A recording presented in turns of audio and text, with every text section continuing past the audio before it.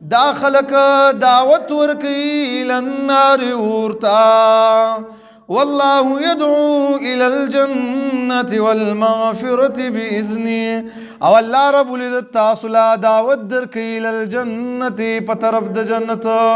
والمغفرة او پترب د بخنه دا خلق سړی ورته بوزي ځکه خزل غلط تربیت ورکی خزه خرابې خاون له غلط تربیت ورکی بچی له غلط تربیت ورکی نو دی وجه رب العالمین وی تاسو داسې خلکو سره نکاحونه مه کوئ زموږ مخامخ خبره ده په دې ښار کې موږ یو ځای کې سبق ویلو یو سړي خپله لور شیه له ورکړې وه د یو څو روپو د وجې نه چې یاره بس مالداره دی او ما ته به هم څه ناڅه پیسې راکړي نو بله ورځ خو هغه خاوند یې مړ شولو 2 بچي د هغه ښځې نه پیدا شولو هغه ښځه راغله بس زه بل واده نه کوم ځکه دا خلک شیاګان دي د ښځه کې څه ناڅه ایمان و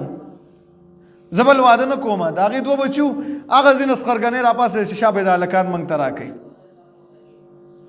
هغه هلکان یې واپس ترېنه بوتلل دلته کې ورپسې مور خفه وه مجبوره یې نه بیا لاړ هغه شیه سره بل شیه سره یې واده وکړلو